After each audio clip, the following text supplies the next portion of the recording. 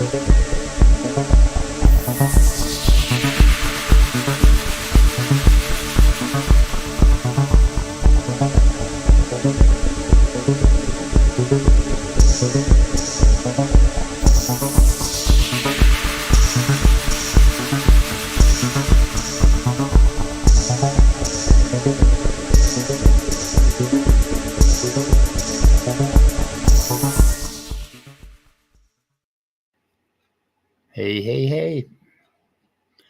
We live. Now what are we going to do? Hey.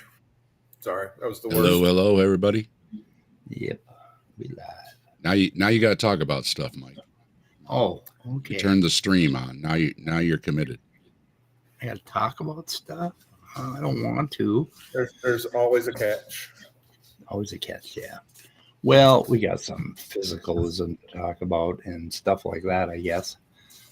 May as well start out with a little bit of Bernardo Kastrup.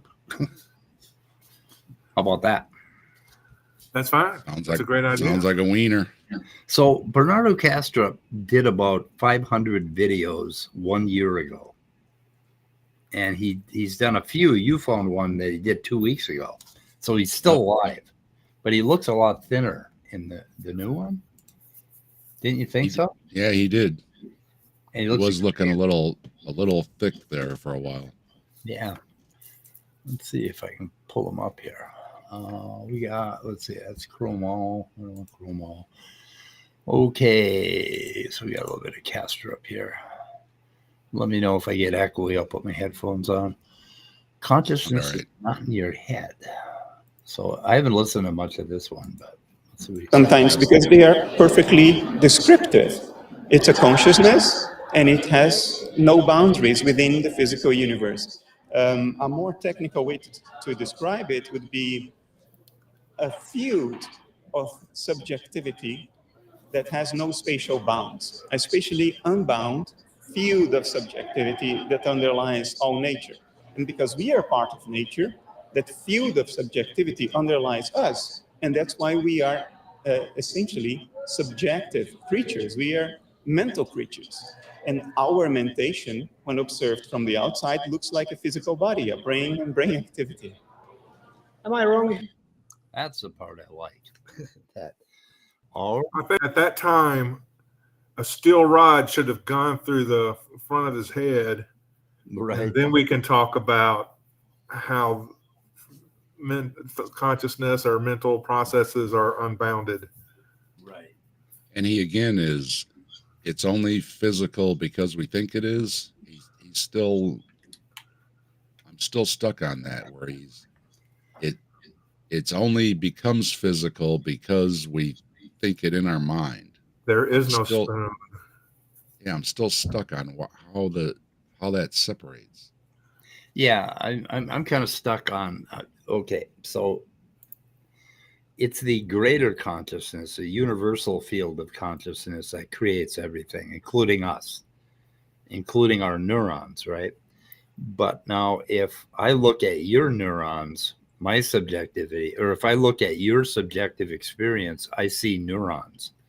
That's what he keeps saying over and over again, and it's very confusing. I'm hoping those guys on the Discord forum can straighten me out a little bit, but I just don't get how that works. How, okay, what did he say that, where the hell is it here? Consciousness is not in your head.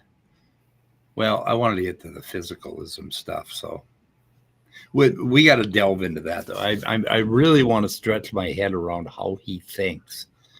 When he sees neurons and neural activity on a brain scanner, he claims that he's looking at somebody's subjective experience. And now a physicalist would say roughly the same thing. So I don't really understand how he's different than physicalism. I don't know. And he also said when about somebody mentioned God or something, and he says, well, I don't think we have to add anything in. But isn't his universal mind also adding something in? It seems to be this. Yeah, for him, it's simple. There's only one thing, and that's a universal mind. There is nothing else. We are dissociative illusions inside of the universal mind, as he has proven with his 3 or 4 references to neuroscience research. Right. One of them is psychedelics. One of them is mediums writing complex text while using less of the brain. Another one is people asphyxiating. Another one is NDEs. He refers to all that. Yep. So he's got all these little one-off things that he goes for. But anyway, let's see. So physicalism. Okay, your consciousness is not in your head. Okay, that's one of them. And the other one is called Is Materialism a Fantasy? Okay. So we'll play a little bit here. That's kind of behind our ordinary perceptions. Actually, that's a kind of mistake. All there is perception. Although maybe you could help clarify what's the difference between it's all in my head and idealism as you propose it. So idealism does acknowledge that there is a world out there. What it denies is that such a world out there is essentially different from mentation, that it is made of matter in the sense strictly defined under metaphysical materialism, which is something that is fully described in terms of quantities alone and has no inherent qualities. Okay, that's the straw man right there. So he's claiming that physicalists believe that it's just dead matter and it doesn't have any qualities. There's nothing about it that we have to worry about other than what we can measure, like its mass, maybe its distance or whatever. So he doesn't acknowledge 99% of modern science, basically, which is all about people. That's a great way to have your own worldview, is to just ignore everything that you don't like. Right. Yeah. To make physicalism sound really dumb. Like he'll talk about dead matter. Oh, it's all dead matter. How can dead matter have consciousness and all that stuff? And it's like, okay, scientists don't call matter dead. You don't find quantum physicists talking about dead quantum mechanics. It's all dead. Mm. Or any. So it's a complete straw man of physicalism and science in general. Hey, take a quick look at the private chat. Private chat. Comments are switched off below. Is that on purpose? Oh, shit, again? God. No, that's not the private chat. Oh, private chat.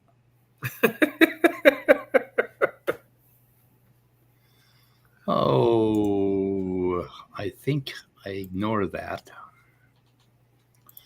Yeah, I got to try to keep up with the comments. So okay. Okay, in this sense, strictly defined under metaphysical materialism, which is something that is fully described in terms of quantities alone. No, I mean, why would? Okay, when we're talking about biology, okay, we don't describe molecular biology with nothing but quantities. In other words, okay, I'm going to tell you about the cell membrane. 22.56, 75.34, 85.993. Okay, is that how we talk about biology? No. What does he mean by that? Can anybody steel man what he's saying for me? I mean, well, you're almost asking us to steel man a straw man. Yeah, I guess so. So maybe we can straw man what he thinks he's saying, but what he's saying is a straw man. So it's hard to know. Steel man a straw man, right? Yeah, steel man a straw man. What is what point's he trying to make? I don't know, because his point is physicalism dumb. So yeah. Well, he says so a little later. I think he calls it stupid somewhere in here. Okay. That's when Grayson's talking with Hovind, and Grayson gives this great response in the Q&A, and it's well worded and everything. And then they switch back over to Hovind, and he goes, I think it's dumb. Yeah, I think it's dumb. It's pretty dumb. So Grayson went out to Dino Land and talked to Hovind out there? He posted it on his channel just a little bit ago. So okay. we'll have to take a look at that. Go to his channel and check it out. Yep. Also, Mandible did a thing on the Ascension Foundation today, a video, and I posted it in the description. So I got to turn my comments back on. Hang on a second here. YouTube, for some reason, started, because I asked YouTube to not censor any comments. It decided to turn off all comments for every video unless I go and turn it back on manually. And I don't know how I'm going to change that, but anyway. Okay, comments are on. Here we go. Scott Duke, I got this half-baked advocacy for trans meat bags. What? Okay, Chris Moore. What do we got here? What I got is this half-baked advocacy for transhumanism, meat bags, digital information, robots equals eternal life. I don't know what you're saying, Chris, but I like it. Anyway.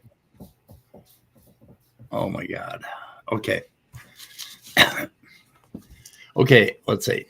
Let's go on a little bit. In other words, under materialism, the world out there is such that there is nothing it is like to be the world out there.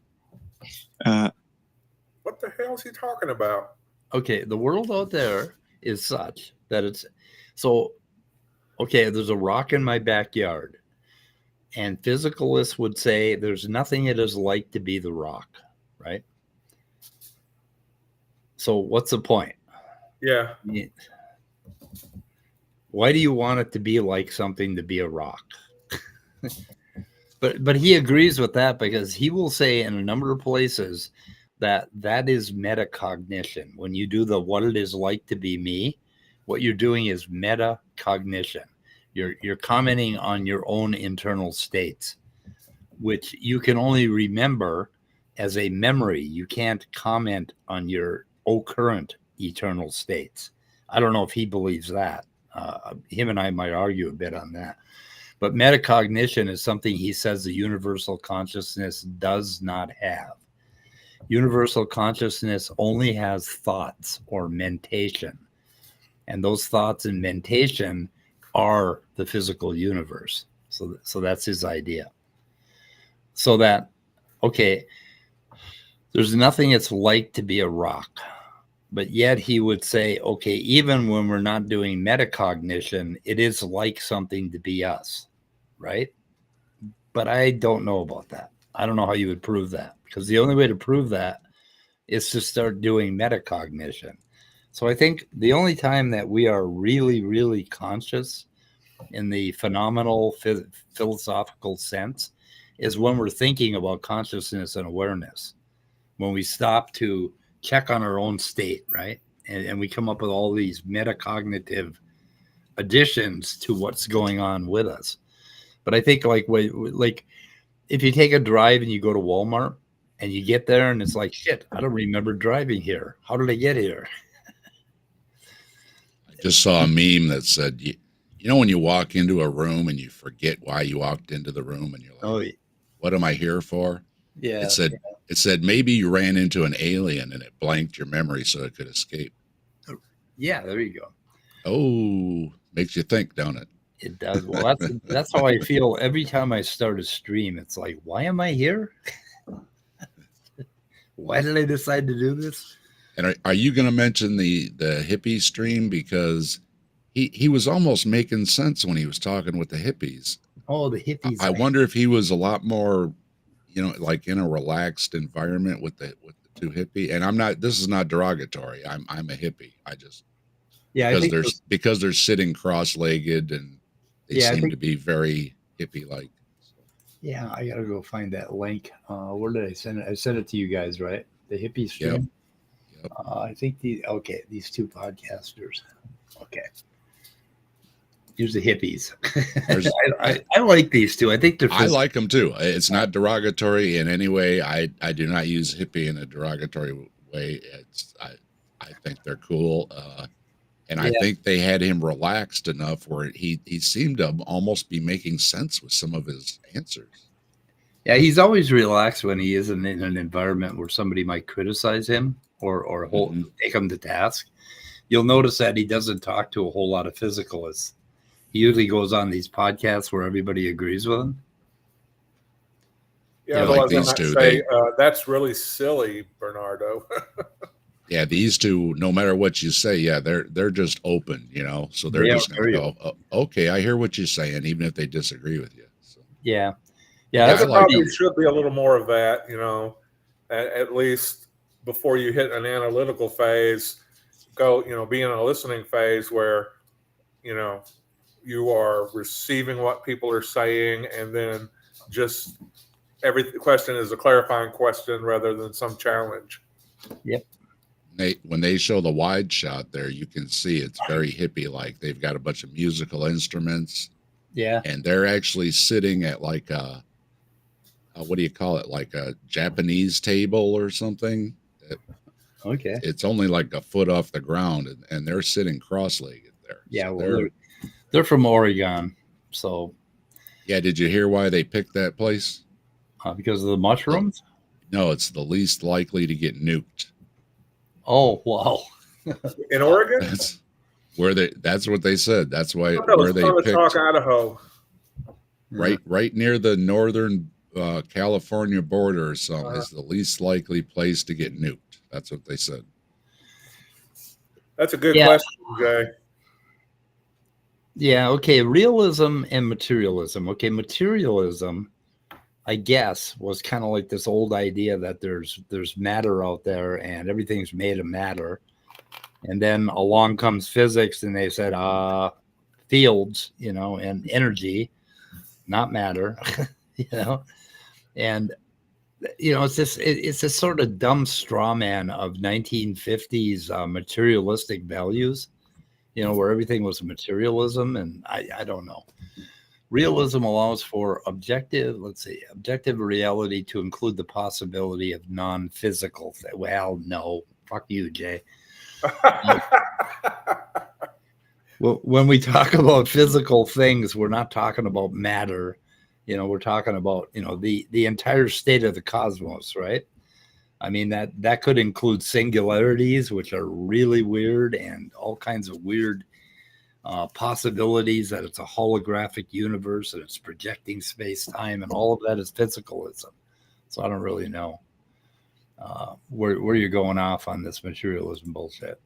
And when he was talking with these two, he also mentioned all kinds of science things that he seemed to agree with, like, you know, evolution, the Big Bang, and all these things. He's just going on and on and on. And it was like it was almost like, wait a minute, where's the other stuff you're usually talking about?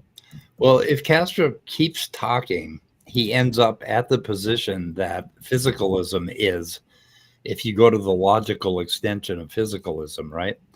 Which is that there is no such thing as a self, that we shouldn't be overly concerned with this idea of ourself, hence Buddhism, right? So he acknowledges that.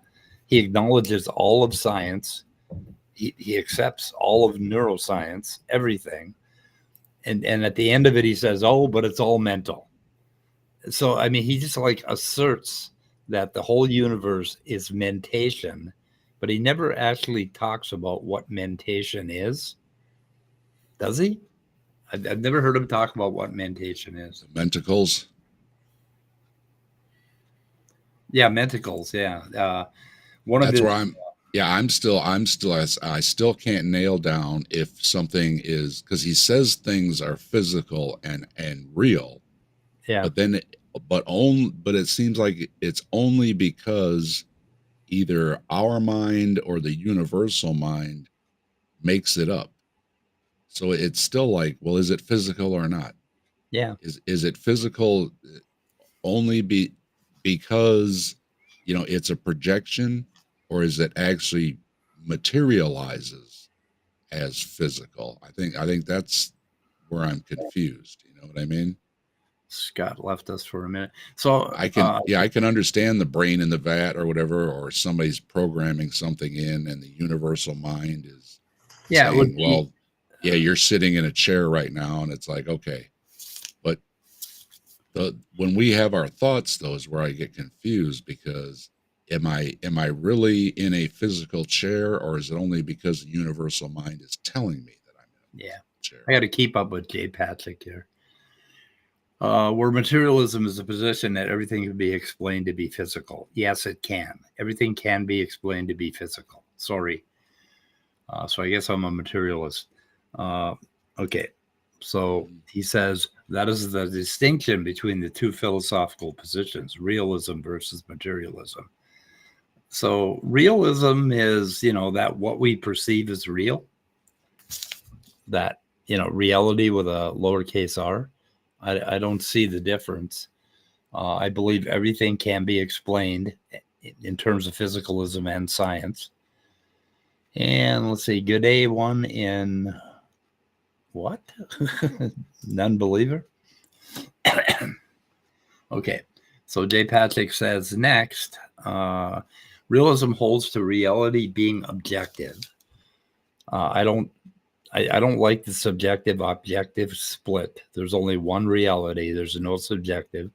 It's open to the possibility of objective reality containing supernatural things. No, there are no supernatural things. It's more akin to methodological naturalism. Okay, gotcha. So that would be the realist position. But I'm a little different on all that. There's everything is natural. There is no fucking supernatural anything. I don't even know what it means. It doesn't even make any sense. Let's see here. If someone or something is controlling, okay, this TP seeker is controlling my consciousness, why did it make it? Why did it make it get grades in school I got? Okay. Good point. Anyway. Yeah, what did I have to do all that studying for only to get a D? I mean, geez. Hillary's emails is not Hunter's laptop. Okay, got it. I figured that out. Sorry, I had a brain glitch. I'm old. I thought it for a second too. It is. It kind of seems like the same. Similar, yeah. Something about it. I'm not sure what. We got you, Hillary's emails. Yeah, we got you. Okay. Let's see. We're at 4 on this thing. I'm trying to see where I'm at. We're at 4. Let's see. Okay. Let's let him go on a little bit. Under idealism, there is still a world out there, Yep. but there is Realism. also something it is like to be the world out there. Okay. So there's something that's like to be a star, is what he's saying. That it's mental. What the fuck does that mean? I don't know, because he also says the sun is not conscious. Yeah. He does. Once again, We it's perceive a contradiction. Something it's like to be the world out there. these mental processes out there in the form that we call the physical world. Okay. What mental processes? Okay. What are mental processes? That's an interesting one. So he's just kind of like, okay, mental processes, a neuroscientist would tell you that it's basically your brain going through a sequence of time and having a particular pattern of, firing nerves. And of course, the nerves firing in your body, in your stomach, in your heart, everywhere else, right? And then all of the physical forces from outside of your body impinging on you as an organism and mixing with you. And if you took your 4,000 power microscope, Dave, and you magnified the boundary between my skin and the rest of the world, it would start to get really fuzzy. There'd be a whole fucking butt ton of microorganisms there as well. That's what the oil thing I learned is, because when you get in that tight, that little bit of light refraction between the lens and the cover slide is what messes up your image. And that's why you have to go to the oil immersion. Yeah. So that the light stays straight up through the sample and through your lens. Right. Anyway, I'm saying if you magnify it enough, you're going to find the boundaries between us to be very small. Yeah, Jay, I understand that what you were doing. So I probably don't agree with any of those positions, realism, physicalism, or whatever, as they're defined. I kind of have my own. I'm kind of rolling my own. So because I get rid of all the stupid misconceptions that lead you down one rabbit hole or another. Yeah, and you know when you put something in water and it looks bent, Yeah. that's actually what we have dealing with the air too. We just don't notice it, or the light through the air that we're seeing right now, Oh, if you do because enough mushrooms. yeah, but we're compensating for it. Yeah, but yeah, you can mess with your eyes with trails and everything else. Yeah. Yep. Yep. So, but yeah, that's that. So we just don't notice it until we look at the glass of water, because we're not usually looking into a glass of water. But if we weren't usually looking through the air, we would notice that everything is a little bit off because Yeah. the light's bouncing off. Oh, Fascinating. I listened to him babble on until 5:01, where he really gets to the heavy straw manning. But there is still an objective world out there. It's just mental and not physical in the way that it is defined under physicalism or materialism. What does that mean? I mean, okay, there's an objective world out there, and we're going to give it a label physical, or we're going to give it a label mental. What the hell is the difference? What are you talking about? It makes absolutely no sense at all. Other than, let's see, okay, so if the world out there is mental, and we're like a little tiny lens on the world, and we feel the world as mentation, or whatever, mental, right? The rest of the world is doing that same thing. It just doesn't make any fucking sense. Right. That's where's the actual connection with this universal mind? He never really defines what mental is. He just assumes that it's some sort of ontic substance that he's going to assert. I'm going to assert that there is mental, and I know that because I know I have mental in myself, right? I'm doing mental right now. So I'm just going to assert that everything is made of the same stuff that my mental is made of. And what he's doing is reifying his own phenomenal awareness of the world. And he gets all bollocksed up with it. And then he decides to cast that on the rest of the universe for some reason. Because he made it clear in that other video that we had up earlier that he is not in connection with another mind. He cannot read my mind. And he is not in connection with another galaxy or anything. So what is the universal mind doing? Go ahead, Scott. I'm sorry, man. I'm trying to, let's call it Bernardo explain the position or the answer to Jay's question. I wonder how he would take the question if ever in the world. Well, that's a good question, but that's not the one I was answering. Jay's coming at us with good questions and feedback. But let's see. Oh, goddamn, Jay. Okay, no. Bernardo would say that, yes, the world existed before there were any organisms or human consciousnesses, and it will exist after all of them are gone. So he would say that if everyone in the world were ceased to exist, would reality cease to exist? He would say no. The universal consciousness is there without us. So because when he mentioned evolution, before evolution and everything or something like that, it was still there. So it would exist. The original question, I think, that I just couldn't find it up further, was from Jay was, is he a hard solipsist? And I said, yeah, he does kind of broach that territory. And then I gave an explanation about the analogy to dissociative personality in kind of a dissociative identity disorder complex. So that's kind of what he thinks about individual personalities, right? Yep. Okay. Yeah. And then Jay's reply was, "Da fuck," and that's about all I could do is go, "Yeah, da fuck." But I guess he's not a hard solipsist. But a lot of times when I read his shit or I hear about his shit, I'm thinking, boy, he's hitting solipsism, or boy, he's hitting Gnosticism, or it's like it's inconsistent, maybe a little irrational, No, he gets out of solipsism by saying that there is a universal mind, and he accepts that there are other individual consciousnesses So he basically gets out of it in the same way a physicalist would, right? I mean, like, we accept that we all have, you know, this private experience inside of our brains, inside of our bodies.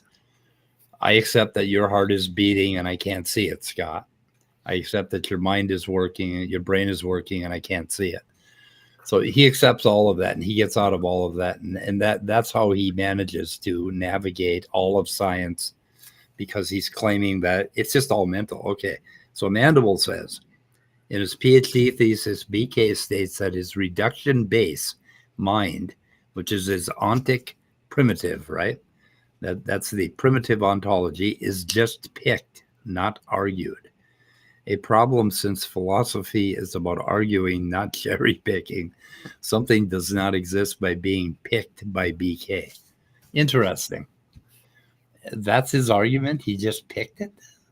So it's just asserted. It's just something he asserts, and if you're asserting something without any kind of support, then I guess you are cherry picking in a way.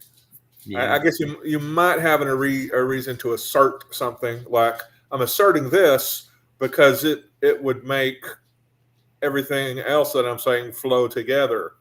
But if you have no basis for asserting it, or if you're just picking it as the reason, then, you know, why the hell not? Okay, Icarus. BK is a solipsism. We are a brain in a vat, but the brain is mental and the vat is mental. Well, when you listen to him talk, that's kind of what you end up with. It's like, it's very much like brain in a vat, except that everything around us is mental too. Let's see here. Okay. Oh, I get it now. The world is non-physical reality that is dependent on the universal consciousness. Easy enough. He's overcomplicated a God concept. Basically, yeah. Yeah, God is the universe, you know. So a physicalist could maintain that God is the universe, or say that the universe is God. If you ask me what God is, it's the cosmos. Is the cosmos out there mentating? The thing is, when he talks about thinking, like he says that the universal consciousness is thought, right? So when you talk about thinking, that covers a wide variety of things that we do. One of the things we do is we string words together. We do it linguistically. We can do it conceptually. I can imagine myself getting up and grabbing a glass of water. I can imagine my body parts, you know, what I have to move in order to grab water. I can think over a design and start maybe drawing it in my head, you know, a design for a building or something like that. I can, but anyway, thinking is a sequential process. So how does that make a universe? I don't know how that makes a universe. So, and back to the communication line, he seemed to indicate that when he was talking about ancient Indian cultures, is that they were somehow in tune, and that's how they knew things thousands of years ago. Oh yeah, that's the old fucking saw. So yeah, so again, it's what is the, you know, is it a two-way connection or is it only a one-way connection with this mind? Did the mind just let people know in India 3, 4, 5,000 years ago some things just in their head so they could write it down? Or, you know, it's still confusing if this is a one-way or a two-way communication. Scott, can you please post the channel, please? What does an unbeliever want? And yeah, it is overcomplicating a God thing, because he does talk about Hindu texts and the Bible in that one video. So we were wondering still if he isn't just, he dances around a God because he says you don't need to add a God, but you have to add a universal mind. Yeah. Okay, let's see here. Nonbeliever wants Scott to post your channel. Post Dave's channel? I don't know. I think maybe your channel. Oh, I really don't have a channel. I mean, I've got a few playlists on there, but yeah, there's no I don't produce my own content or anything. Any content I have produced is private and for the consumption of my family members. TP Seeker just stated what goes on in my mind every morning when I get up and read Bernardo's thesis on analytical idealism. It drives me fucking nuts. The world is not real or physical. It's in our minds. We're just perceiving it. And perception, you know, we can have illusions and all this bullshit. Yeah, it drives me fucking crazy too. Oh, let's see. You could also be persuaded to hold certain thoughts. Yeah. So I mean, if he's gonna say that the universal mind can only think, it can't do metacognition. I don't think it can perceive, because in perceiving, the universal mind creates the universe. I think Bernardo would probably say that. So we're getting a little closer to trying to understand how this guy's mind works. I don't understand how he wipes his butt. I really don't. That's another God concept. And is that a mentation? Is the product of your butt that you are wiping a mentation? Right. If so, what mind is actively thinking that up? Because I've been looking up the word mentation. There may be an article about it in like the Stanford Encyclopedia of Philosophy. I don't know. I haven't got that far yet. But all mentation is defined as a noun form of mental activity. If you're having mental activity, you're having a mentation. But I don't. You're having mentation. You're not having. I don't know that a mentation is something that you can have. You can have mentation, which is, you know, just the thing that's going on while you're having mental activity. So what is mental activity? Right. Does it exist beyond the neurons and the exchange of ions that goes, you know, that takes place? I'm sure there are certain other chemical transactions that take place. I'm not a neurologist or neuroscientist, but can you have mentations that take place without physical matter? There's nothing in our language that defines it. I guess like a spirit, a ghost, a ghostly present. But even ions are physical. I don't know what people think ghosts are made of. I don't know. Yeah. So this is where I come to full stop is he's using a noun, but he's just reifying the idea of mental activity into a substance. Yep. That's the whole point that's the whole mistake, is reifying what's going on in you and I right now, or, you know, all the things that are happening to us, and saying, oh no, that is a substance. There's something ontically, like, primal in that substance, that the qualities of seeing the color pink or whatever. And that's the mistake that they make. Because it needs us to have the metacognition, because you said it doesn't have that, right? Yeah. That's like when gods have to become incarnate because they can't experience or you know, they don't know what it's like to have an emotion or whatever it is, so they become incarnate to actually interact with us. And in a way, they can't experience these things without us, even though they're the super being.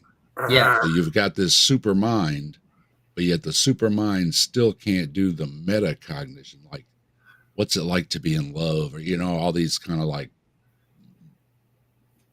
more beyond just the physical things of being.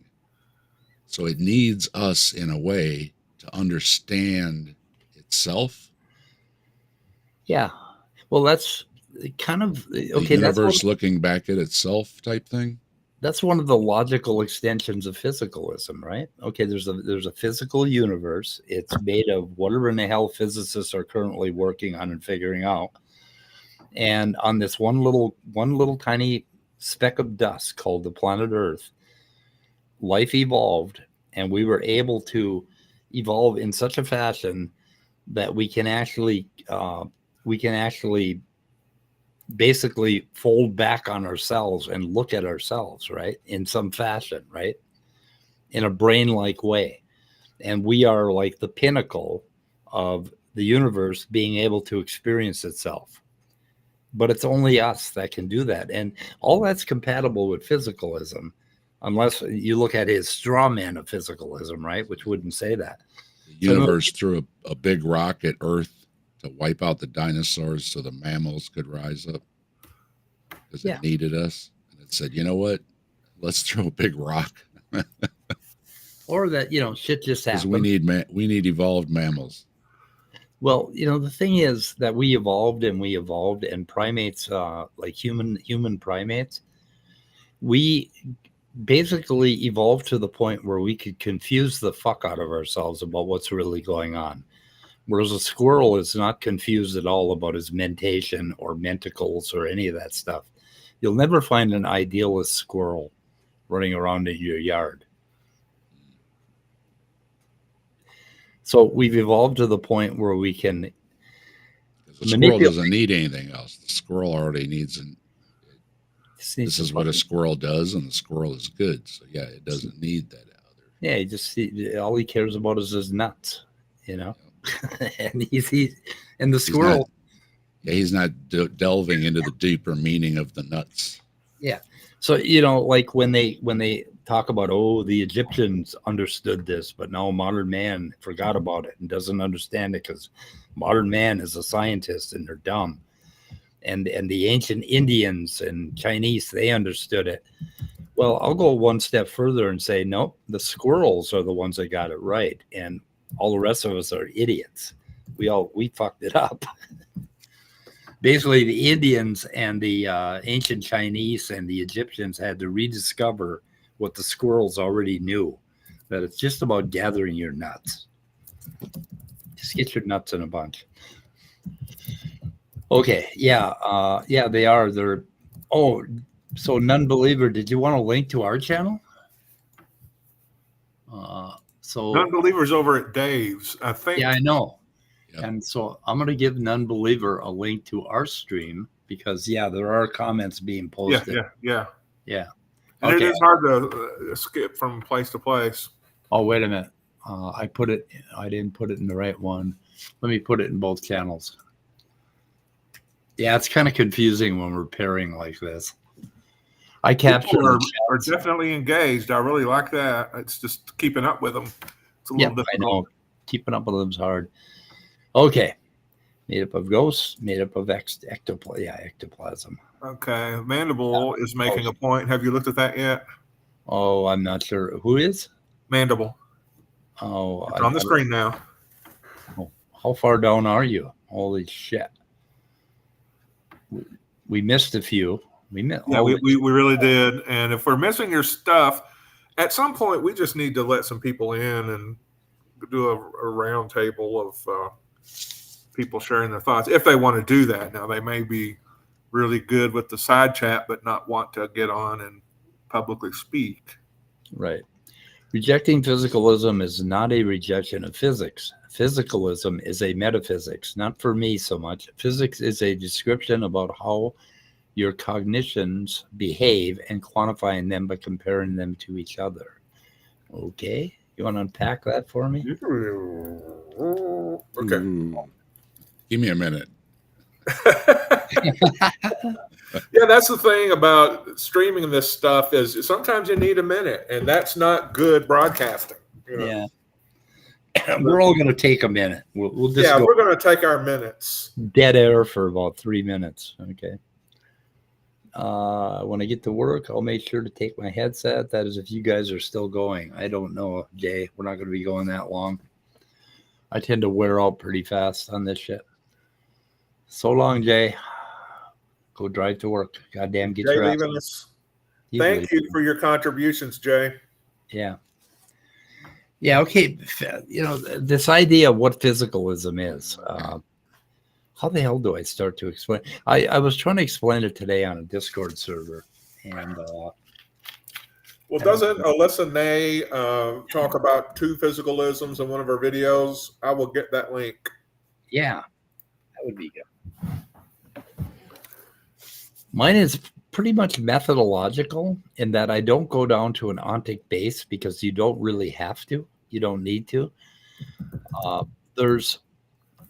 was trying to explain this thing about scale, and basically at scale, everything that we need to explain ourselves as biological organisms and as thinking organisms, we only have to go down to the level of atomic orbitals, basically. We don't have to go any fucking further than that. We don't have to worry about quantum effects because quantum effects don't have shit to do with what's happening to us. You cannot go through a concrete wall. You deal with materials, which are all made of elements, and we know what the elements are. We have the periodic chart. You don't need to go any further to explain all of this stuff. You don't need to worry about quantum non-locality or any of that bullshit. And there is no mentacles. They've never found a mentacle. The physicists haven't, so we don't have to worry about those. We just have to explain it with chemistry.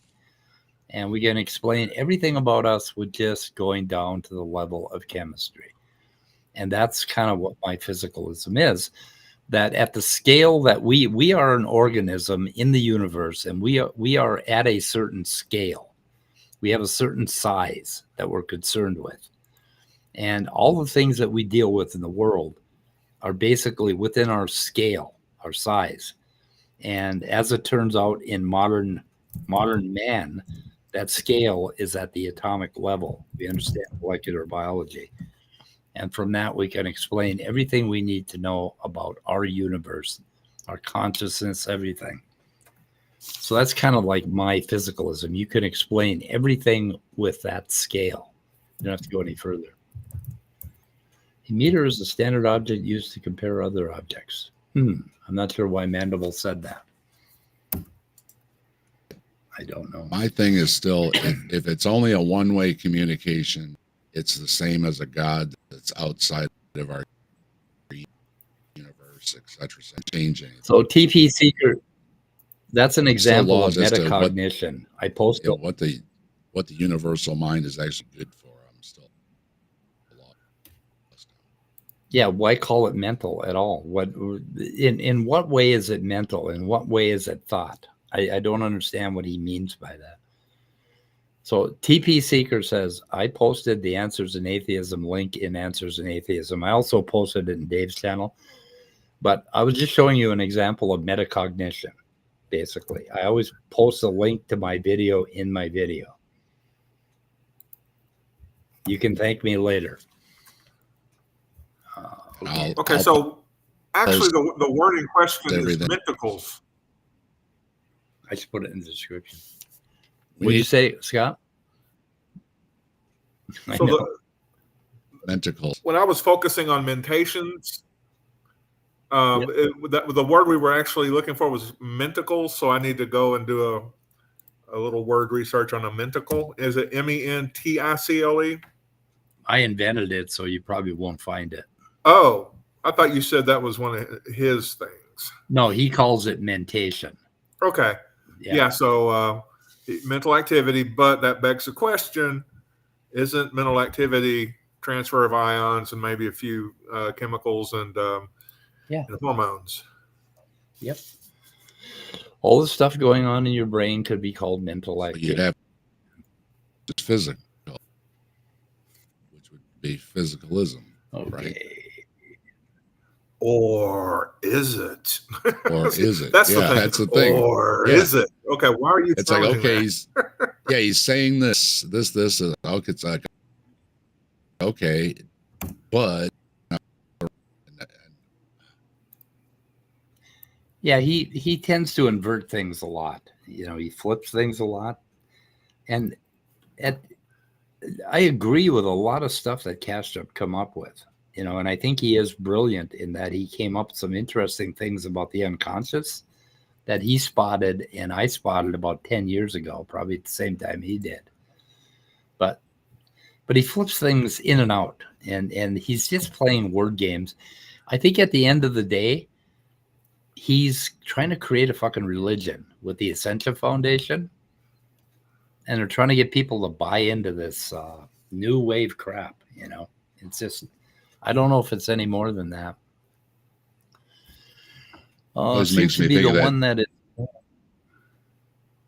Oh, okay. When they had that one movie, and he went to the training thing, and he had the thing on down his leg because they made you hold it and not go to the bathroom as part of the S training and everything. And he's sitting there just with a smile on his face as it's running down Tainer. Wow. There's always a loophole. Okay, There's always a loophole. Yeah. Yep. Those two links to Alyssa Nay's talks on physicalism are in the private chat. You can put those in the description if you haven't already. Okay. Let me go ahead and do that.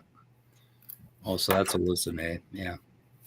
When he wants you to come for like a weekend retreat or something. Yep.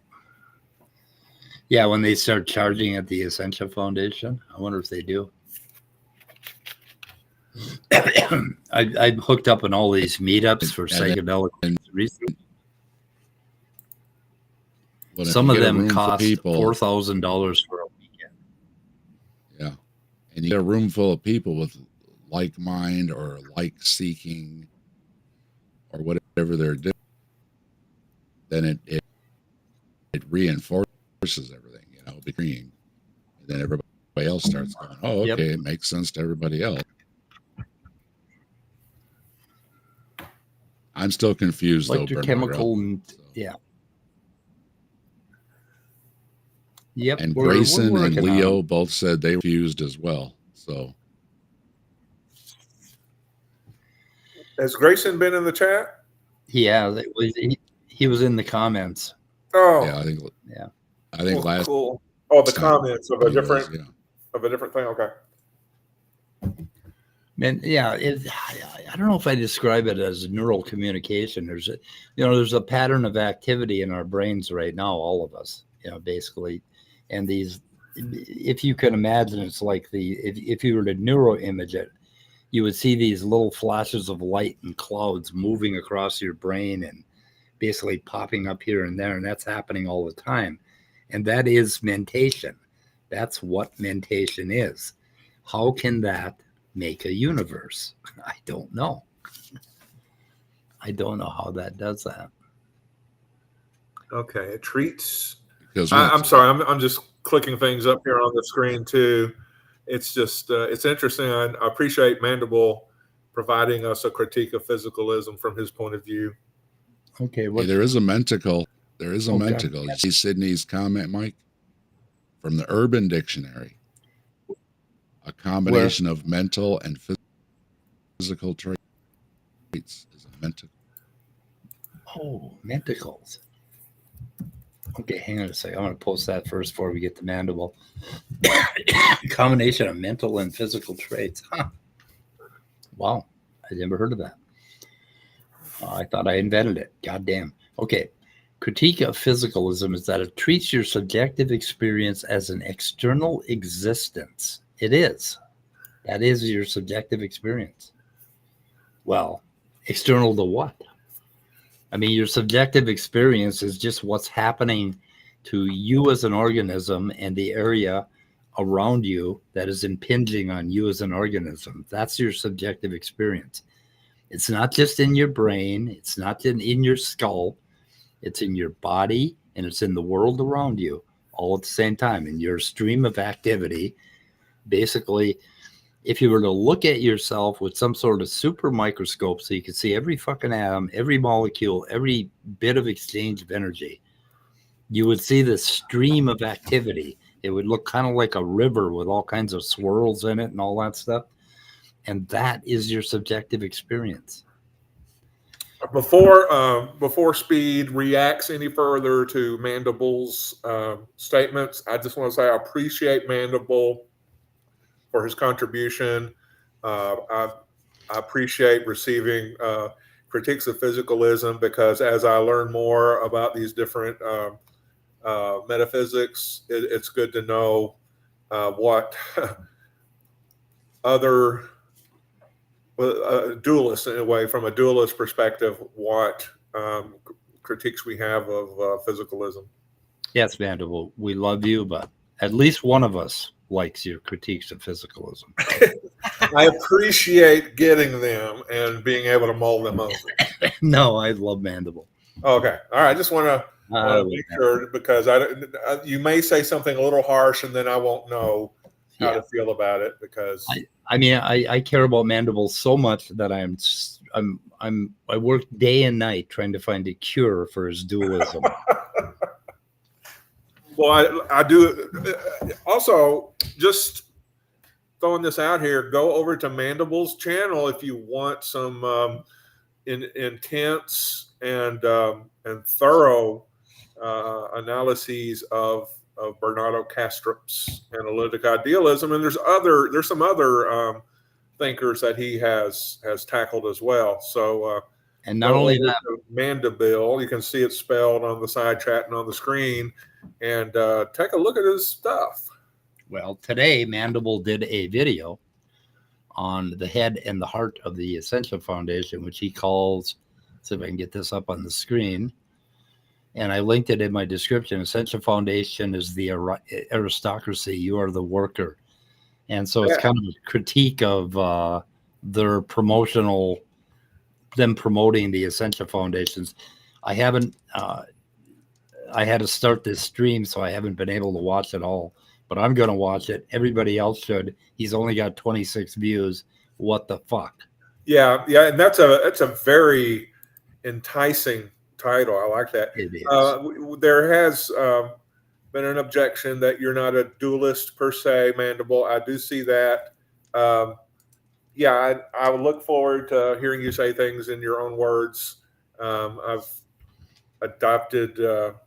Oh, Scott, quit kissing ass. I'm not kissing ass. I just want I want Mandible to know he's appreciated for all his hard work and thought. And I already said I disagree with him. Just disagree with him, but I just want him to always know he's appreciated. Okay. If your experience, this is a good point. If your experience is confined to your mind, then your mind is what you have access to, and everything you call outside is all inside. Yes, I disagree with that strongly. That is not what's going on. We are in participation with the physical universe. We're one thing, moving through time in this stream of shit happening, basically. So that I strongly agree with. Can you heart comments? Because that's a good one. I wish we could. Icarus was just saying something about the chats interconnecting. There is a way to do that. I'll have to look into it. Is there? Yeah, that would be good if we got everybody on the same chat. Yeah, there is a way. You need an app or something to do it. There is a way to do it. Do we have to take Icarus's wrench away? I don't know. Icarus. I think he's talking about us being on two channels. Oh, gotcha. Yeah, but he said the D. He said the D word. You can't say the D word on Speed's channel. Goddamn duelists. Anyway. Yeah, okay. Yeah, it's not solipsism because he says the whole universe is conscious all at once. But the universe would be... The universe is in a vat. Well, the universe would be the solipsist. The universe, everything is happening inside the universe's mind. But right? The universe has... what's the word, DID? Dissociative identity disorder. So, yeah, maybe it's in a bigger universe, and it's dissociative too. Wow. Nobody ever thinks about people with mental illness being a brain in the vat too. Like you have a mentally ill brain in a vat, and now that's the analogy to the universe. Now that is the universe. I'm confusing myself. Yeah. Mandible, don't start with the I'm a physicalist because I'm emotional about it and I just don't want to give it up. No, I've thought about this stuff very thoroughly. Sorry. Reject that, Mandible. I'm not a dualist per se. Okay. Let's see. My thing is that all these, they don't seem to interact with our reality. So we think this. Who wants to say Danny on this channel? What? What did you say, Scott? Oh, am I not allowed to say Danny on this channel? Oh God, I'm gonna. So if I said I threw him out. on, or that would get me banned. I just threw you out. What the hell did I just hear? I heard a boop. What was that? What was a boop? I think you threw Dave off. Did you I get thrown did? off, Dave? Yeah. I meant to throw Scott off. God damn it. I threw the wrong guy out. I'm sorry, Dave. Oh, shit. Let's see. Brain in a vat is still a mental consciousness in physical form. Yeah. Yeah. The whole brain in a vat thing is basically, I don't know. Yeah, Dave is kind of roboting a little bit. Are you? Not for me. Is it? No. I thought I had it. Not right now. I thought I had it. We got 2 D words now. We got Danny and dualism. So Yeah. Oh God, I just said them both. Toss me out. Oh, okay. Anyway, should we listen to some more Kastrup here? Sure. We haven't gotten anywhere. Oh, let's see. Okay. So it's like usually we think that there's life and there are beings who are conscious, and then us maybe who are the most conscious beings. And all the life, all the kind of subjectivity, the emotions, the love, the hate, and so on, it just happens in here, happens within our nervous systems. No. And everything else is just dead matter. That's kind of, and you're challenging that and saying that's not the case. Everything is made of the same kind of stuff. It's all made of subject. What do they have to call it? Dead matter? What the fuck are they? I don't know. We have. Isn't there something known as poisoning the well? Yeah, exactly. Don't you think by putting the word dead before a term repeatedly, you are perhaps poisoning the well? Yep. That's what they're doing. Moisturize me. Is my Yes, it is. Can You you were hear never me? gone, as far as I could tell. Oh, you were clicking all over. Said they couldn't hear me. Oh yeah, I cut you out for a moment. I don't know. Okay. You're back. Maybe you weren't back on your channel, maybe? I don't know. Oh shit. Yeah, did I fuck your channel up? I don't know. Maybe. Oh, I hope not. Oh no. I'm a bad man. No. You're still there. Yeah. I think you're still there. Say something. Hello? Dave? It's still clipping. can't I'm see not anything. sure why. Well, you're I not clicking thought- on Restream. Yeah, I don't think it would have anything to do with me doing that, because if I removed you on my channel, you're still going to be pairing on your channel and you're still doing the stream. So I don't know. Not sure.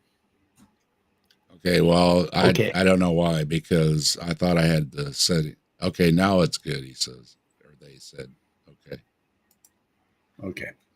Okay. We're going to go on. It was because you were clicking those buttons, Mike. That's what it was. I'm not going to click anymore. Never again. I promise. Okay. That is that kind of what it's That's what it's saying? precisely correct. So essentially, it is materialism as a metaphysics that says that the world you experience around you, this world made of colors and flavors and sounds, materialism says this world is actually inside your head alone, because it's your brain that is supposed to somehow generate the colors and the melodies and the flavors and the smells. No, that's not physicalism. That's not materialism. The colors are actually out there. The smells are actually out there. They're molecules. It's all actually out there. And your brain basically is something that gets acted on by all the stuff that's out there. So all the qualities of the universe are actually fucking really out there. And it isn't like you're bringing them into your brain and you're creating something. You're making a drawing or a representation, and then there's some homunculus inside of you looking at it. That is the biggest understanding in the neuroscience of consciousness, that there is a homunculus looking at stuff that you're representing inside of your brain. You don't represent shit inside of your brain. If you were cut off from the world entirely, and I mean your entire body, including your hypothalamus, so that you had no input at all to your brain, within 30 minutes, you would be stark raving mad and you wouldn't be functioning anymore. Our consciousness, our old current consciousness is always paired with and enacting with the universe around you. So when you imagine something in space and time, you're actually using visual and audio cues from the world around you right now to do that imagining. You're always imagining things currently in your brain. If you shut all that stuff off, you would quickly go out like a fucking dead battery. And you'd be off in La La Land in no time. Sensory deprivation kind of attempts to get you to that, but sensory deprivation cannot get rid of your proprioception and a whole bunch of other stuff. So if we were just to isolate your brain, you would fizz out in no time. I think you'd become completely unconscious within minutes. What is it about those silent rooms that people can't stay in them for very long? Because your mind starts to get unhinged. Because you have nothing. You basically have nothing to tack with. Because your brain is like it's an AI that has been trained on all of these inputs to work in like a resonance with the universe around you, impinging on you. And that's how we operate, and that's what we are, and that's what subjectivity is, if you want to use that fucking shitty word. Basically, you're resonating with the universe around you as you move through your life constantly. It's constantly changing you. You're changing it. We need all that background going on. Yeah, and that's qualia. Basically. Like when I see the color red, part of the feeling that I'm seeing the color red is the feeling of my joints, my hypothalamus, my blood, everything in my body, my stomach. If I eat a bad bit of beef, red might be have a different quality.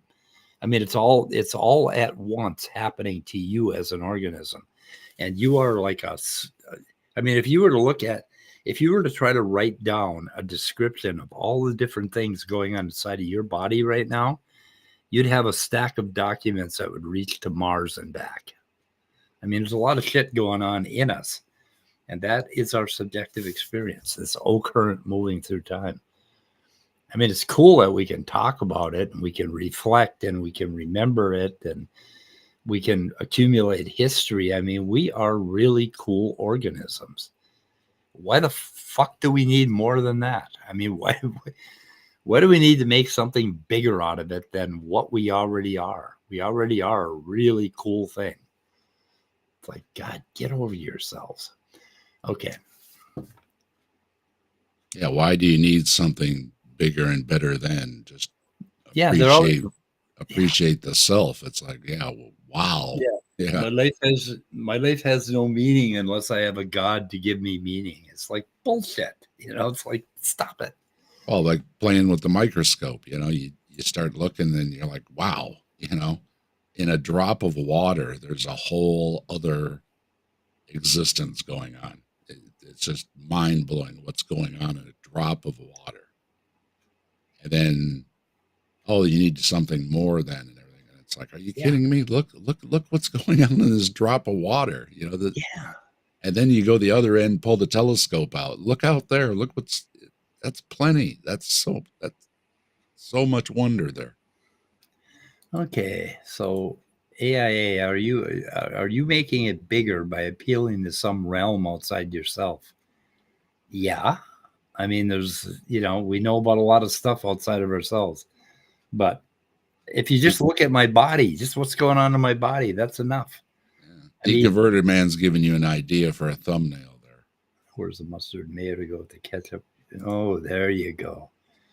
Okay, thank you. I just got an idea. That on the AI list. Yep. Okay. Right. My chat is cooler, but Mike's chat has all the brain power in it. So. Okay. Let's see. Reverse solipsism. I don't know what the fuck how that would work. Let's see. Not much going on in me other than automated need to breathe and smoke weed. Also cats. Lots of cats snuggling is necessary. That kind of describes my life.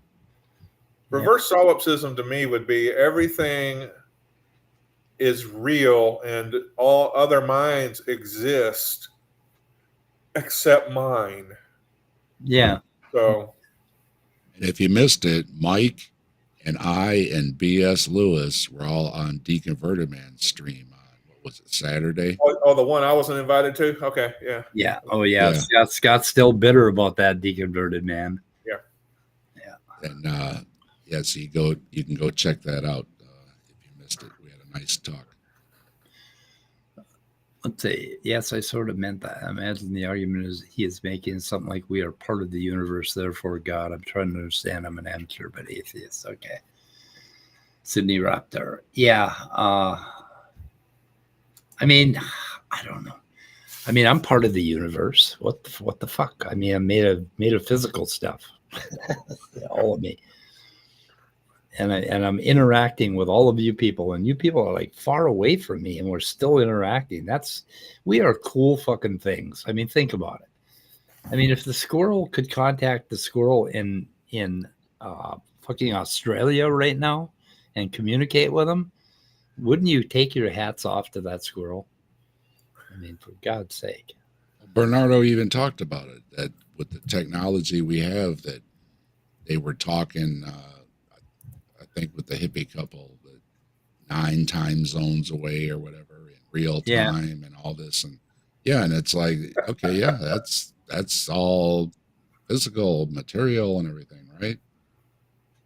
And okay, I'm agreeing with everything he says, and then you say he'll do a 180 and say something, you're like, put the brakes on, hold up, wait a minute, and then you get lost on what he's trying to say because you think you're following along, and then he does this U-turn on you.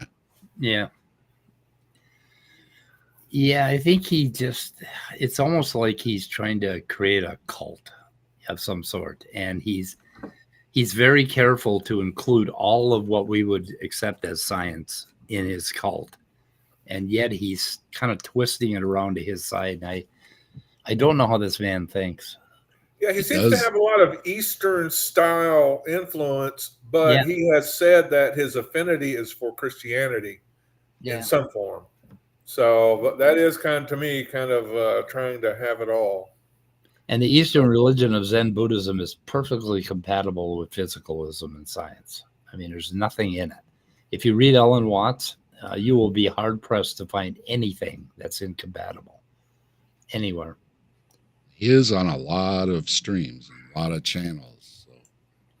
Now, don't pick on the squirrels. Squirrels are Zen-like. They're perfect. Like, I worship the squirrel, the great squirrel. He lives in my backyard. Watching these videos, my feed is full of Bernardo videos. He is everywhere. Oh God, he is everywhere. I get about 3 a day. They're all from most of them are from like a year ago.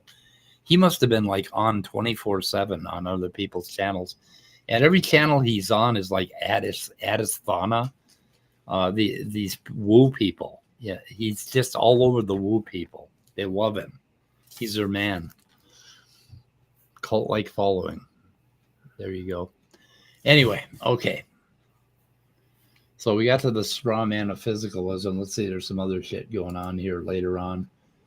At 21, he gets ramped up. Einstein came along.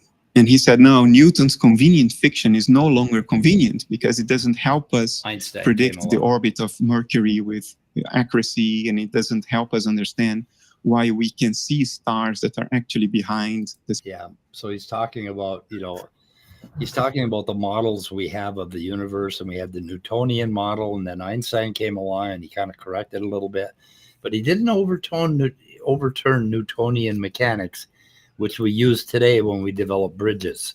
We don't use quantum mechanics when we develop bridges, basically. So he goes on about that a little bit, and yeah, they're models, and we know that we have models of the universe, and that's how science works. What's your point, dude? Only need convenient fictions.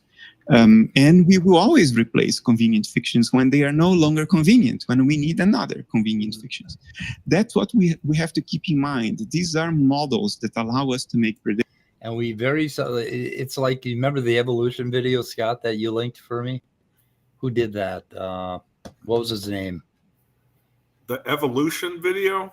Yeah, the guy that was talking about why evolution is, all the different kinds of evolution and the history of evolution, and how all these different ideas, yet we still use the very same population genetics they developed in the 20s. And we use ideas from Darwin. And who was that? Was that Zach Hancock? Yes, Zach Hancock. Okay. Yeah, I got a channel to go to for really interesting genetics and evolution content. Is it Zach B or Zach P Hancock? I think it's Zach B Hancock. Yeah. Let me see. Why don't I have Zach? Oh my God, I don't have him listed in my database of YouTube channels. Hang on a second. I got to link it now that we talked about it. But anyway, he talks about all the things that have been added to evolution, all the ideas and the evolution, and now we're at what we call the extended synthesis. And the thing is, at no point did we replace one model with another. Okay, we simply made the model more and more detailed, more and more correct. And this idea that science just, one day we believe this and tomorrow we're going to believe something else. This is just another emotional appeal, and I'm kind of tired of it. I want to welcome Kevin Lentini Music. I believe ran across them on the Beat channel. Okay. Learning how to make my beats. So, Kevin Lentini Music, Bigfoot. Yeah, welcome. Yeah. Yeah, and on the Bigfoot too. Appreciate it. Here is Zach's video. Is evolution a theory in crisis? And he does a very good job of explaining a whole lot of history and a whole lot of evolution. And it's really a good video. Yeah, it's a really tight, well put together presentation.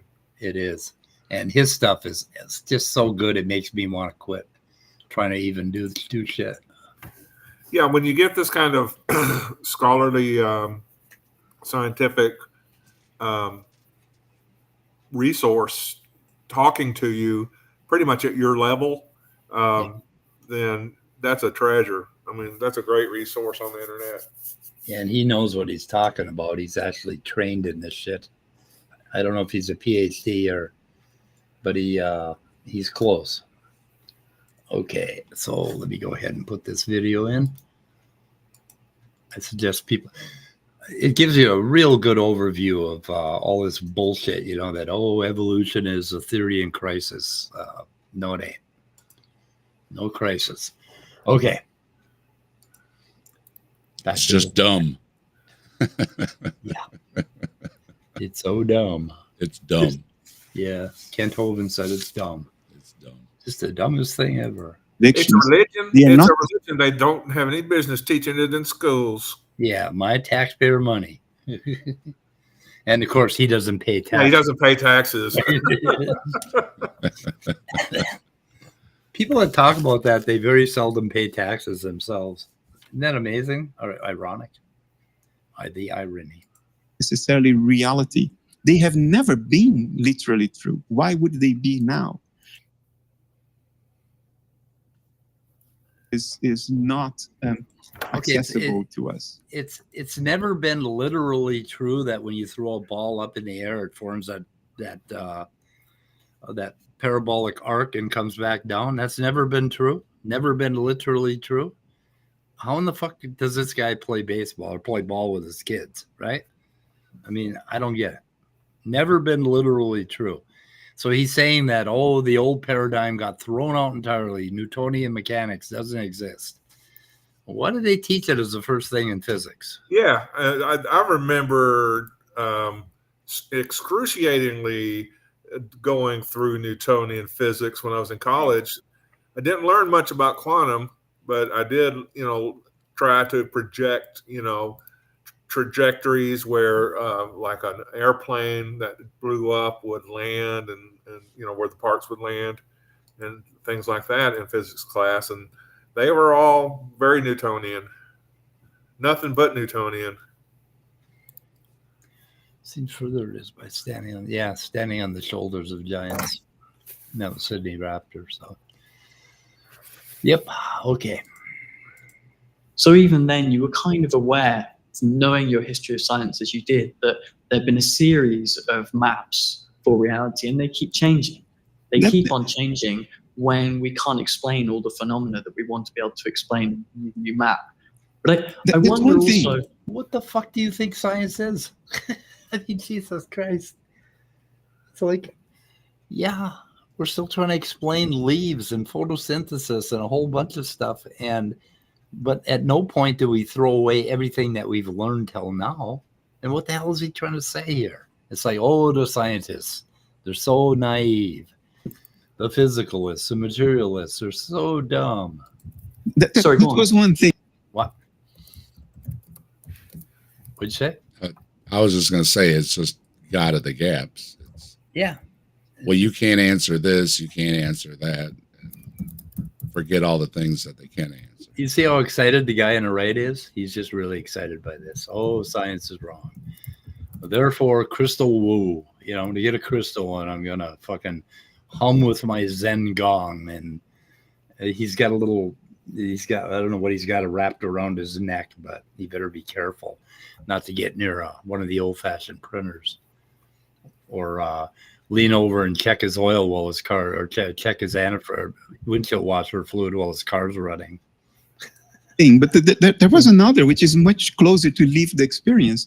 We have this naive notion called physical realism, this naive notion that the world as we see, that the forms of the objects and things we see around us, they are the forms of the world as it is in itself. Okay. So if I go out and walk in the woods and I see a tree in front of me, I should walk straight through it because it's naive to think that it's really there. I mean, what the fuck? I defend naive realism anyway. Oh, it's Trusty Ape. Okay. Oh, who is? Kevin Lentilli Music is also Trusty Ape. I should have known that. God okay. Good to see you, Ape. So why haven't you called me? That's Trusty Ape? Yeah, that's Trusty All Ape. right, cool. Kevin. I should have known that. I forgot the last name. I'm sorry. I just automatically blank Italian names. I'm sorry. We got you now. Okay. In other words, we think that perception is a transparent window into the world as it actually is. But that's absolutely nonsensical. That would basically mean that we cannot control our internal entropy. In other words, we would die just by looking at the world.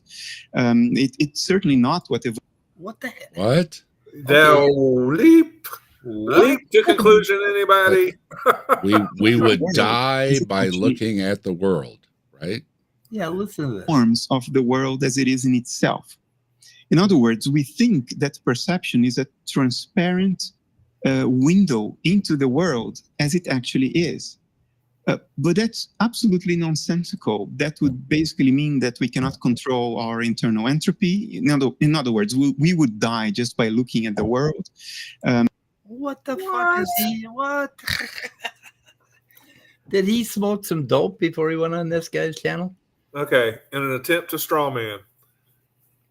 I'm sorry, Steelman. I know the difference between the two, but I always switch them up when I'm speaking.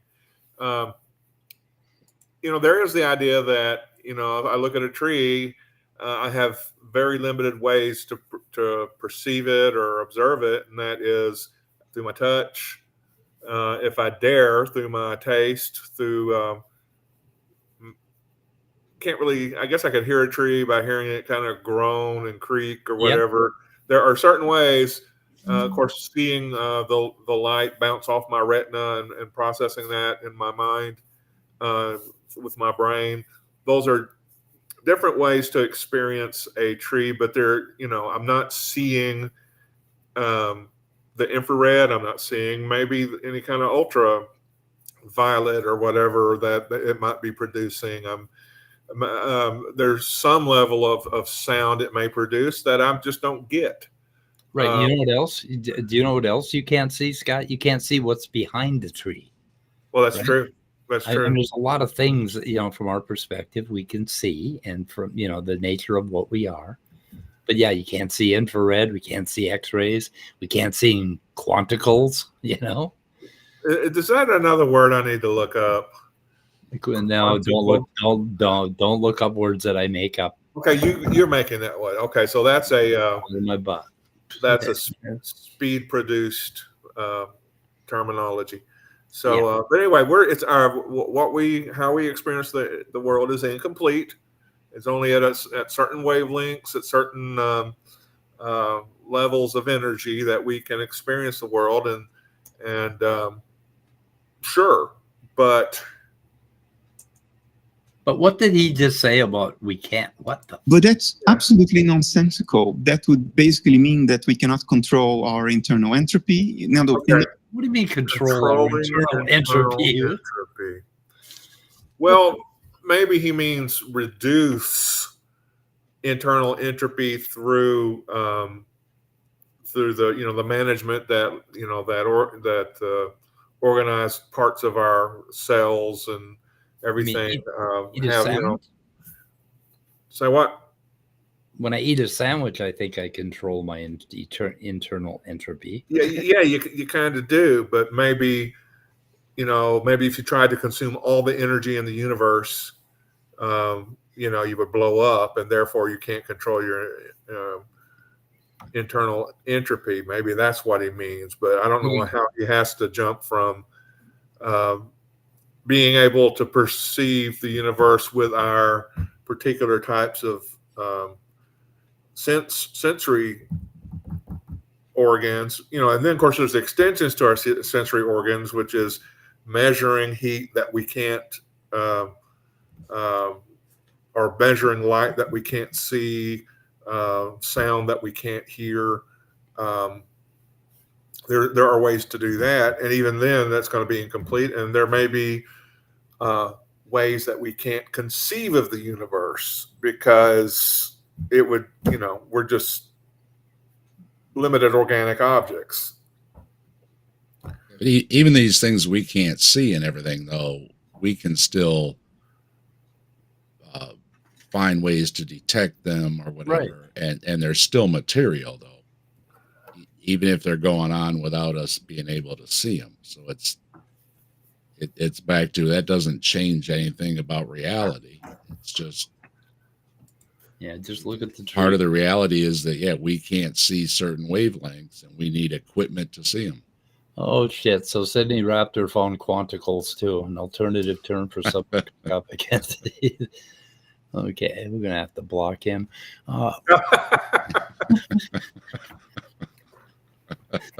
Okay. No, it's just hearing you, and it's immediately posting it online Yep. before Sydney can look it up. It's just that fast. Google has just gotten that fast now. I'm trying to plow new ground here, Sydney. I'm just, and you're just fucking with me. It's like, Mike's talking into his series or whatever he's got there, and yeah. printing it right out. One thing that like there are things that we can't grasp very well. Like, think of what we have learned about the geology of the Earth's core and mantle, the properties of it. How thick and stony everything is, yet it flows due to the heat and the pressure generated by radioactivity and gravity and all sorts of things. We kind of can use analogy and seismic waves done from explosions and things like that to figure out how the internal processes of the Earth works, but it's hard to conceive of. So we have knowledge of something that's external to us and foreign to us, but how that has anything to do with the entropy inside of me, I don't know. That just seems like quite a leap. Yeah, let's see where he goes with this. Yeah. I think maybe he had a brain glitch or something. I don't know. In other words, we would die just by looking at the world. It's certainly not what evolution would have favored. Evolution favors survival, not the truth of what you see. The world as it actually is. Okay, that's from Donald Hoffman. That basically the evolution favors survival, but it would never favor the truth unless those two things happen to be the same thing. That you had to be able to see trees in order to walk around them. Yeah, truth can kill you. Yeah, right. Truth hurts, truth kills. Okay. It's almost certainly not at all like what is on the screen of perception, in the same way that the sky outside an airplane, There he is with the straw man, the screen of perception. doesn't look at all like the airplane's dashboard. But the dashboard presents He's accurate. got this stupid airplane dashboard idea where reality is just, we get the measurements from our senses and then they display them on the dashboard of our inner representation or whatever the fuck it is. It's like, it's just dumb. Information about the world outside. So if a pilot didn't have a transparent window to see the sky outside, he could still fly safely by instruments alone. But the world doesn't look like. Unless he's flying in one of those Boeing aircraft where they forgot to put the bolts in the door. Yeah. Oh, yeah. Oops. It's like, they determined that it was good news. It wasn't a failure of the bolts. Yeah. Bad news, I forgot to put the bolts in. Oh my God. That was a good one. Like an instrument panel. The instrument panel is just a way to convey accurate information about the world. That's what perception is. Hey, what? Perception is Wait. Accurate information about the world? Doesn't that kind of imply truth? He used the word accurate. He did say that. Yeah. Instrument panel. It displays information that comes from our sensors, our retinas, eardrums, and so forth. And we are like pilots who were born inside an airplane cockpit without windows. All we have is the dashboard. So what we do. That's about the worst fucking analogy for a human being that I can imagine. We're like a pilot who's born inside of an airplane with frost on the windows. It's like, I think I'm going to go fucking slit my wrists. I don't know. Well, it's and by the way he talks about everything, it would be both, because you have the instruments, but then you also have, you can think of all these philosophical things, which would be looking out the windows. Well, yeah, we can see the tree, but then we can get the microscope out and instrument, and we can see a little bit more and figure a little more out. And then and then we grind the thing up and figure out what proteins are in it. I mean, I don't. It's all about getting a better and better and clearer and more detailed model of what is really going on in the physical universe. So I don't know what he's talking about. They want you to believe that all of science was gathered by our perception, that we perceived things, right? Our direct perception. You know, there are extensions to it. Yeah. But As if we were born yesterday. And we just, oh, yeah, okay, I just saw a molecule, you know, yeah, okay. Well, I understand that part. But then he'll turn around, though, and say, though, that it still existed before we did, though, before. Yeah. So, again, then he'll contradict what he's saying. Universal mentation is what he's going to get out of that one. So the universe is what's doing the perceiving or the thinking or the imagining or whatever. And we're back to, is it a one-way or a two-way communication? That's that he's not clear on that either. Okay, Thor, you're a little pissed off at me because I wasn't petting the Thor. Wasn't petting him seriously enough, so he thrumphed off. Anyway, okay. So we're just about done for the day. Let's just see where he's going for a little while, and then I think we'll call it, eh? We think the dashboard is the world. In other words, we think the world is physical, which is absolutely nonsensical. It's absurd. Physicality is the dashboard representation of the world. Look how excited that dude is. yeah. Oh boy. It's not real. Physical's not real. Oh, that means woo. That means I'm going to get my crystal. I remember that metaphor. It was a really good metaphor in your book on materialism. Yeah, it's not a good metaphor. Why materialism is baloney. Oh, I meant to list all of the books you've written at the beginning. I'll say some at the end. Anyway, okay. Yeah, I'm done with them for today. I'm done. Jesus. And they talk a lot about he's written a lot of books, okay, but what What kind of peer review stuff does he have, Mike? His books are pretty goddamn sparse. I don't know. I've got a bunch of them. I'm working on them, but his paper is what I'm working on. No, I'm working on. Let's see, where is it here? If I could show it. Bernardo, Kastrup, Analytic Idealism. Oh my goodness. Automatically resize. And bear with me. If you can. Oh, let's see here. Okay, automatically resize. Yeah, He's just restating Plato's cave. Yeah, kind of. He's just restating that. I mean, what is this guy really bringing other than kind of an elitism? Yeah, let me get that right. Why ain't it right? Is it right? It's right. Okay, it's right. Okay. Anyway, this thing. So I've gone through. I went through some of his later chapters, and I guess I'm back here. Okay, this is the beginning of it. So this is Analytic Idealism, a Consciousness-Only Ontology. And this is kind of an accumulation of a whole bunch of his papers. Isn't that a PhD thesis or something that he wrote? Or Maybe. Doesn't he include it? Is Mandible still here? I hadn't heard from Mandible for a while. He seems to have his PhD thesis. I'd like to read that. So we got, in a nutshell, the big picture, the appendices, false mind-matter dichotomy. Yeah, subjective, objective dichotomy is what you start with, you jerk. Abstract. Okay, he's got a universe in consciousness on the plausibility of idealism, refuting criticism. That's where I'm at right now. Then we have, there is an unconscious, but it may well be conscious. I agree with him there.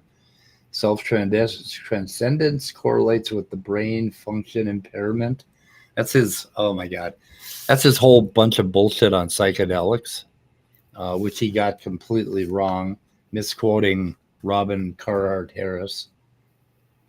And then concluding remarks, not its own meaning, a hermeneutic of the world, the physicalist worldview as neurotic ego defense mechanism. Oh my God. Poison a well once again. Yeah. Oh my goodness. I got to read that one. I'm going to read that tomorrow morning. Neurotic ego defense mechanism. Holy fuck. Okay. Anyway, so that is what I'm going through. And I think when we really get serious about criticizing Kastrup, we're going to have to address these papers. That will be the job. But and does anybody cite his work, or is it? I don't know. Standing alone in his field, so to speak. I've had trouble finding his work on the NCBI. Maybe it is, and I could look at it and tell me how many citations there are. Have you put his name through Google Scholar? I think I did. Let me see if I got an NCBI. Oh, let's see. His materialism fantasy. That's my potholer in me, is go and check and see if anybody else cites them. Yeah. Google Scholar. Okay, Kastrup. Oh, yeah, he's got a bunch of stuff. No, wait a minute. No, he doesn't. Wait a minute. He must. Google Scholar doesn't. His name is B. Kastrup, right? That or Bernardo Kastrup, or I don't think we have a middle initial or name for him. So, okay, I got Bernardo. Okay, B. Kastrup, The Universe in Consciousness. So that's one of them, but that's a PDF. The Idea of the World, a multidisciplinary argument for the mental nature of reality. That's a book. Okay, that's a book. And then we got Ontological Solution to the Mind-Body Problem. That's a PDF. I can't get that. How True Skeptics Know There Is No Death. Okay. Whoa. Making That's sense. Crossing the line into religion, don't you think? No birth, no death. There's only a continuance. That's yeah. It lists a lot of the papers that it shows here in the contents. Most of his papers are in this master document. Okay, he's got one called The Next Paradigm. That was from 2018. That's more current. Ooh, The Next Paradigm. He's got a bunch of books. Yeah, I got that book. More Than an Allegory on Religious Myth, Truth, and Belief. Oh, there we go. That should be interesting. What year was that? That's a book, 2016. I think I got all. Yeah. Anyway, we got a lot of work to do with this guy because he is the new fundamentalism. I think it's going to be based in this, like in Bloomington here. I went to this store called Crystal Health or something, and did you go finally? Yeah, Scott called it Woomart. And you go in there and they ring this Zen gong up. They spin around this Zen gong and they bless your purchase. And they blow. When I went in there, she was walking around the store and she said, "I'm sorry for the smoke." She had a sage pot and she was blessing the store because they had just opened. And I bought some tea, some really good tea. My friend Rhonda, I should call her my friend Rhonda. She bought a bracelet. And they blessed her bracelet with the Zen gong and all that. But I mean, that's kind of like the new wave bullshit, because a lot of people are realizing how idiotic Christianity is. When they go off, they're still looking for meaning in their life. So they find crystals and it's just banging a gong. Yeah, What's up, Al? My last words are going to be fucking duelists. I mean, it's never going to end, is it? Now we have Al Truckers. Okay, I'm not wearing my reading glasses. No, I'm sorry. Illyrian, yeah. Illyrian. He is using entropy in a proprietary way. Yeah. In other words, isn't that a fallacy known as equivocation? I don't know what he meant. He said if you perceive the world we couldn't control our own internal entropy. Does that make any sense at all to anybody? Well, entropy is basically the total disorganization of energy, resulting in a unable to do any work with it. So if you quit eating, you're going to wind down. Yeah, or if you eat too much, maybe. But yeah, I was like, when I hear it, I think he's talking about somehow aging or something. I don't know what he means. Well, where you're going from usable energy to non-usable energy, from an organized state to total disorganization. So yeah, all of those things. It's almost like blowing. If you light a match, you can light a candle.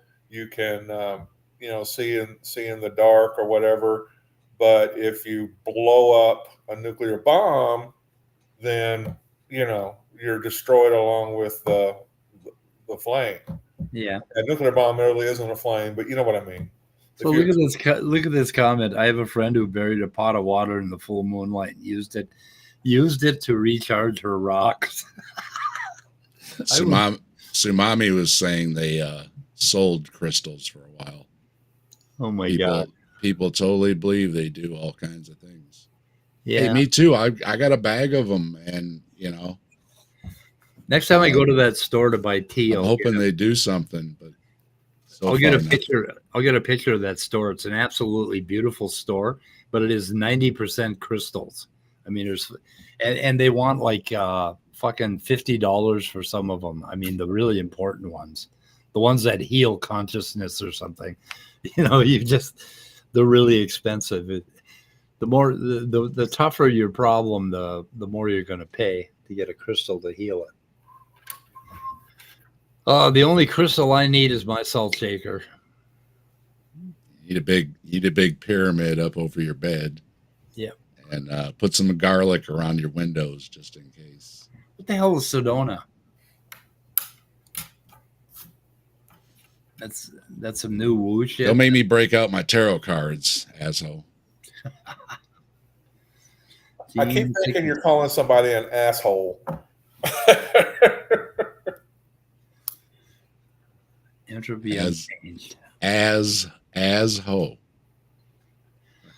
Okay, guys, I'm tired. You gotta enunciate. Let's shoot her in the head. Hippie Hub in Arizona. Oh, okay, got it. That's good to know. Thank you, Frankenstein. Yeah, we need to find out. Yeah, if anybody is citing him at all, or if he's just oh my God, writing books, because anybody can write books. Sydney just outdid me. Scientisticals. Writing that one down. Oh my God. That's a great word. Mind if we use it, Sydney? I don't get it. You did it on my channel. I own it now. Fuck you. No copy. You got to get some merch. You got to get some merch going with your words, Mike. Scientisticals. Yeah. Okay, guys. We got to quit. So we got to shoot her in the head. We'll do more of this. Actually, we're getting some views and some attention from other people over this Bernardo stuff. So the YouTuber in me kind of likes that. And hey, I'm gonna pop on in a little bit and do a stream with Asho. You are? So. Okay. We'll have to watch for that. Okay, guys, we're gonna shoot her in the head. You good, Scott? Dave? I'm good. Yep. I'm good. Good talking with you guys. Yeah, thank you, Side Chat, for your energetic participation. Side Chat was great today. Awesome. Lots of folks in the chat. Good to see everybody, and good to see the Trusty Ape. Welcome back. Yep. And Trusty Ape, if you're still out there, you got my phone number. Anyway, see you guys later. Goodbye, cruel world.